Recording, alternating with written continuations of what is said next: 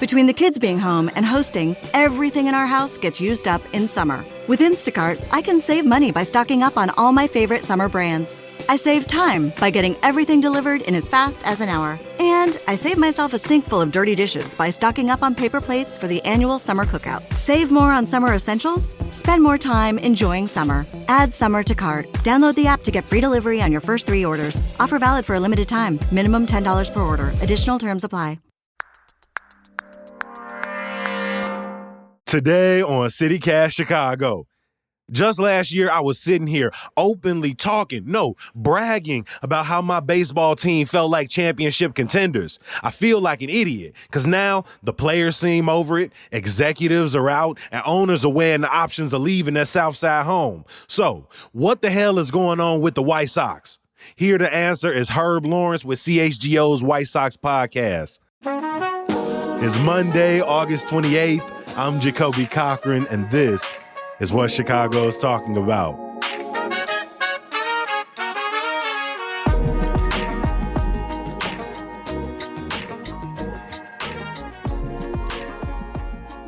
Herb, welcome back to CityCast. Thanks for having me back, Jacoby. I appreciate you having me back. And, we always talk when there's some bad White Sox stuff, but there's never any good White Sox. I was going to say, the last few conversations we've had, they've gone from optimistic to extremely critical to now I'm not ready to hit the panic button, but recently news that Sox owners were thinking about, a lease ending in the next 6 years and weighing their stadium options.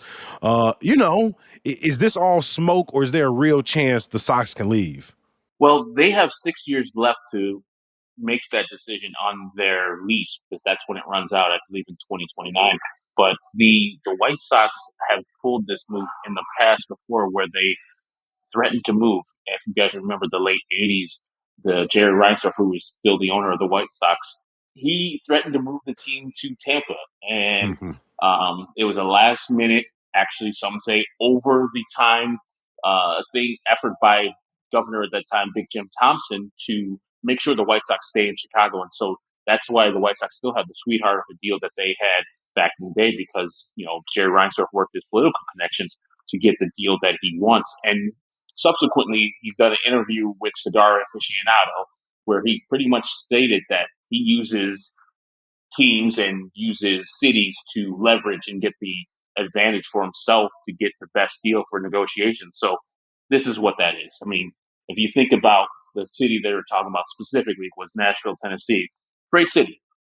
There's about 1.5 people in the Nashville area. Chicagoland area is like 9 million. And if you generously modestly give the White Sox 30% of that 9, that's still 2.7 million you're picking off from a charter franchise of the American League. They're not going to move them from Chicago. They're not going to allow them to move from Chicago, more importantly.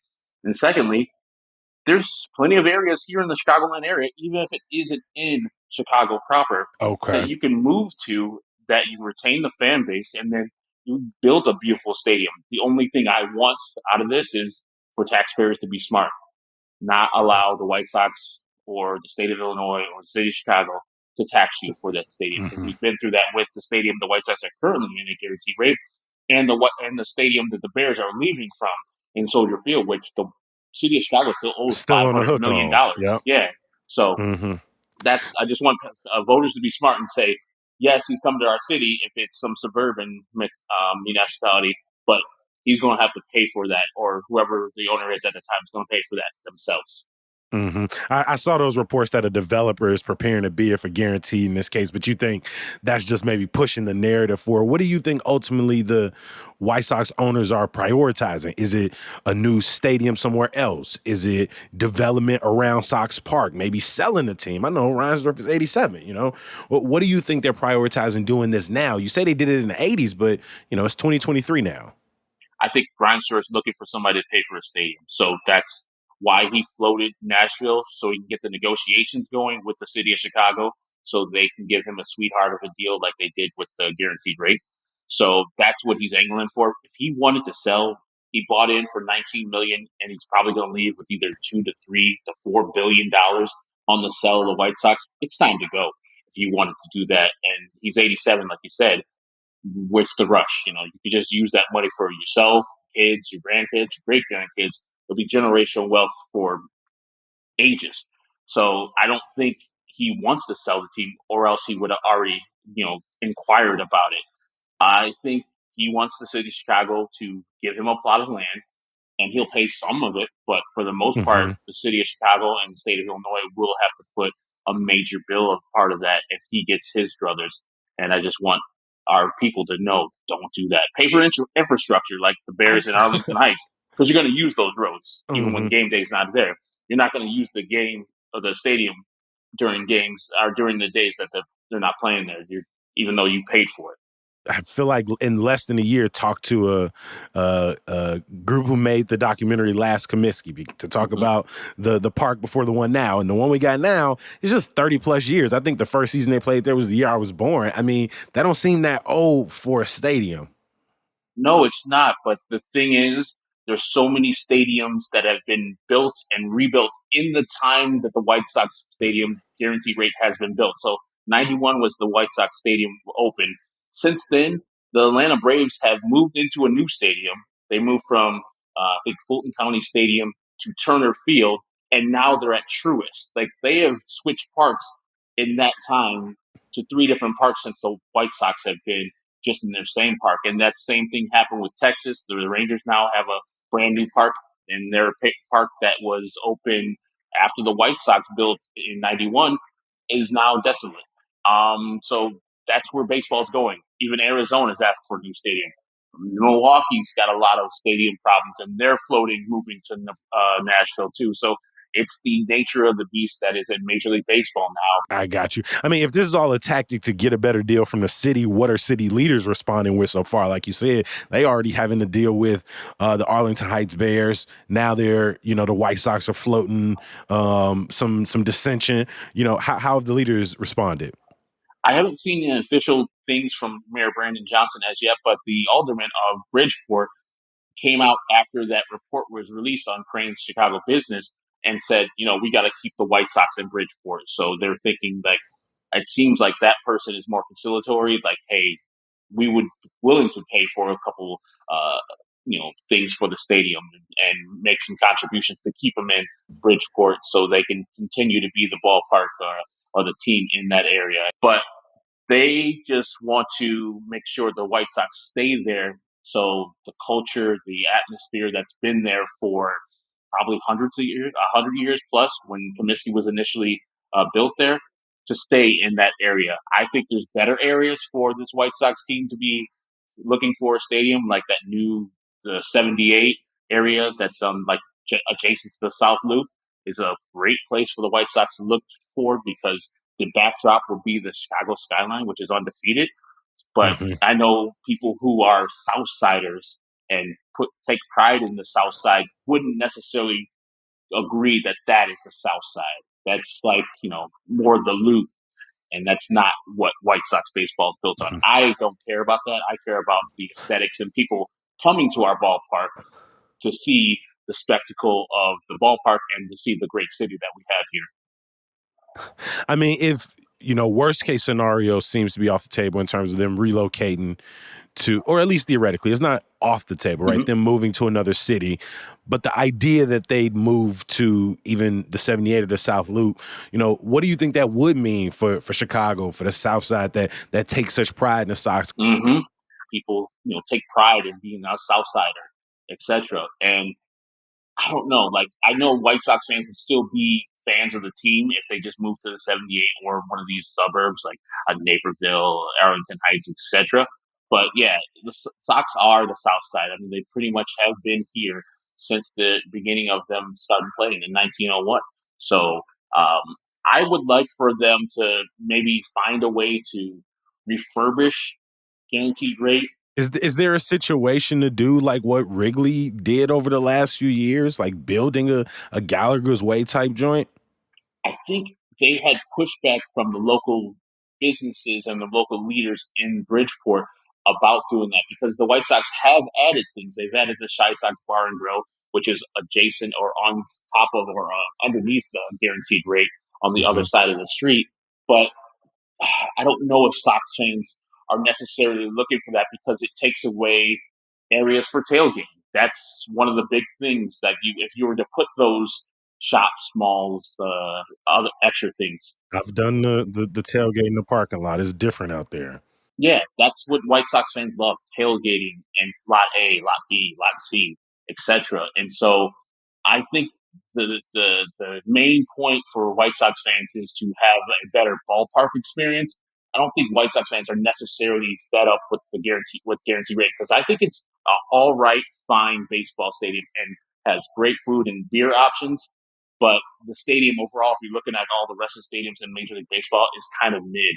And that's what Jerry's looking at. It's like, we're missing out on a bunch of ad revenue, a bunch of dollars that we could be getting because people are not coming here as they come for Wrigley as the destination sport.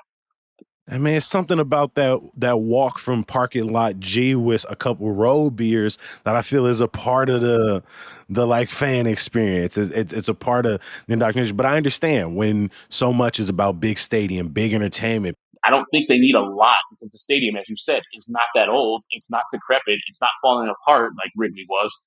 I just think they just need more of an entertainment value there and a better game day experience.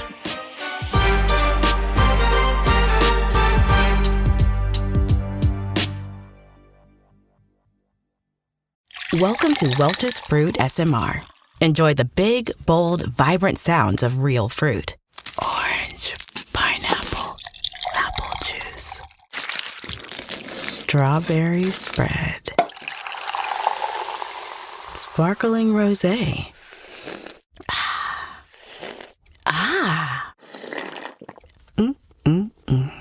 Made with real fruit for a taste as bold as you. Welch's, let's fruit stuff up. How would you sum up the White Sox season thus far? Disappointing is not strong enough a word.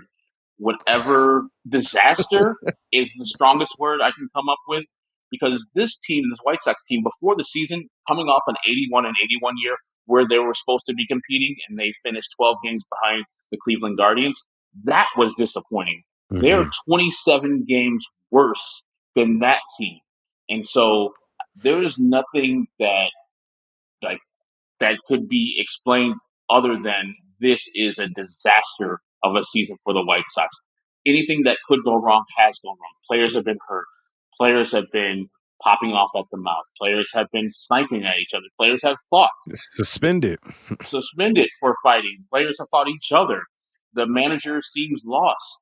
We're caring about things that don't actually affect winning or the organization way too much. And that's one of the things the White Sox are guilty of the most, that they care about things that don't affect the bottom line way too much. And so this season, 2023, has just been the worst. And I don't know if it's going to get better because the latest moves that Jerry Reinsdorf has made, or at least rumored that he's going to be making, don't leave any White Sox fans with any confidence that it's going to get better. I mean, we've experienced some disappointing disaster seasons in the last 18 years or so, right?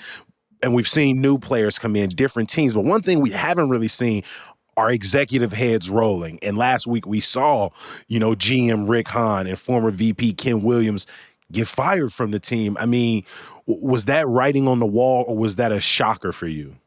It was an absolute shocker for me, and I can speak for most White Sox fans, shocker for them, because after last year, we were expecting maybe one or both would get fired because of how devastatingly bad that season was last year, with Tony La Russa leaving halfway through because of medical issues and all the things that went into that one. So this year, we're resigned to the fact that maybe those guys are just going to be on the team forever because Jerry Reinsdorf is loyal to a fault to his front office. But that Tuesday, I was going to a documentary screening at Guaranteed Rate for the 50 years of hip hop and how the White Sox iconic SOX hat kind of has indoctrinated itself into hip hop culture in the early 90s and still to this day. And I got my message right then, and I was like, what? My jaw dropped to the ground and literally was parking to go inside, and I had to turn around to do a emergency podcast here at CHGO, and most of the people that day on Twitter and all the rest of social medias were sharing the same type of sentiment. Like, I couldn't believe this day is happening. Oh my God. I don't think they were happy that the actual people were getting fired because no one wants to see somebody get fired. But they were happy that accountability finally came to 35th and Shields where it hadn't been in a long time. As you said, I don't think there's people who are alive that don't know if either Kenny Williams or Rick Hahn have been a part of the White Sox. I So was gonna say, the how long owner, did that energy last? literally probably 18 hours, because then there was a report, a rumor the next day from a guy who usually has a good in to the White Sox. His name is Bob Nightingale from USA Today. He's a baseball columnist, and he pretty much put a report out saying Chris Getz, who is the minor league coordinator for the White Sox, is going to be the new general manager. And he said he's going to bring another guy in from the outside. He didn't like say they may be the guys. He said he is going to be the guy. And so White Sox fans after that were apoplectic because the Chris Getz guy is not good at the job he's doing now and as minor league coordinator for the White Sox, as they have one of the worst minor leagues in Major League Baseball. But he doesn't come close to being qualified for the general manager.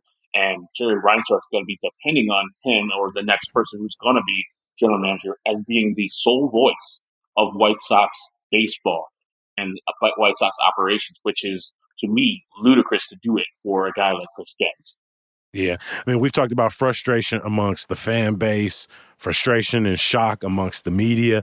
Obviously, there has to be some disappointment in the front office for this move to happen. But what about player morale? I mean, shortstop Tim Anderson, outfielder Eloy Jimenez, these are two of the team's biggest stars, and they're openly discussing their frustrations with not just themselves, but with this team in this season.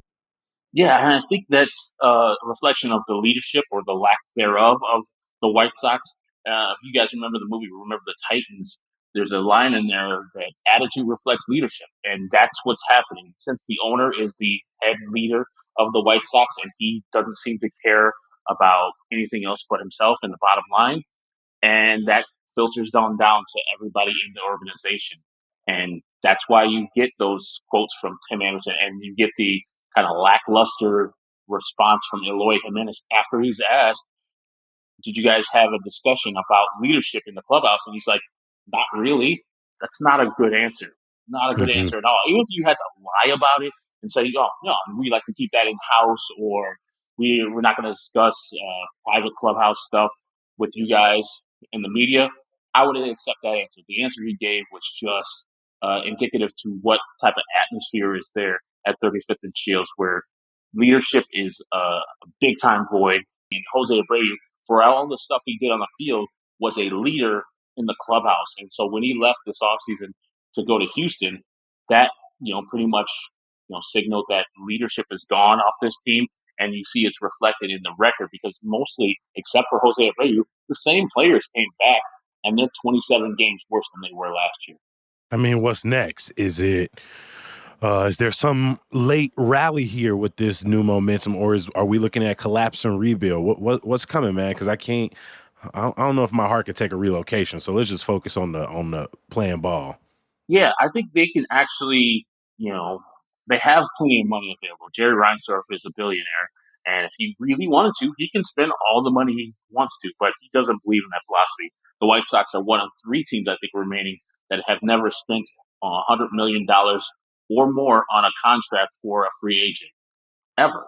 And that is very sad in this day and age where they're sending out 300, 400, $500 million contracts like it's, just passing the bread down the street. And the White Sox haven't even got to the bottom level of that. So he can change his mind, but I don't think an 87-year-old is known for changing his mind this late in his life and this late in his ownership. So I think we're going to get more of the same. Jerry trying to win his way where his payroll is mid-level. They have availability to spend some money that just to make them up to the level that they are this year, which is about 187 million. The competitive balance tax, which Jerry does not want to go over, is about 237, or at least estimated to there. So they have a good, 40, $50 million to wiggle with between there and the competitive balance tax. So he could go out and get some really good players, and he's going to need to because the White Sox only have two starting pitchers signed for next year. That's Dylan Cease and Michael Kopech. So they need to actually sign some starting pitchers. And so there's opportunities to do some things and make this team instantly better. The only problem that White Sox fans have is they know that Jerry is not too interested in making big-time waves like that. Well, I think we answered the leadoff question today. What the hell is going on with the White Sox? A little bit of everything. Herb Lawrence with CHGO Sports. Thank you for stopping by CityCast. Really appreciate you guys having me on. Peace.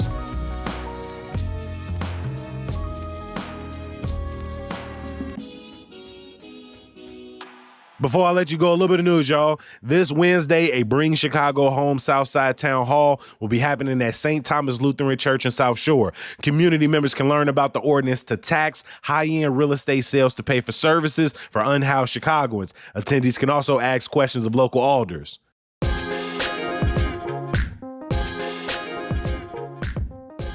And some good news.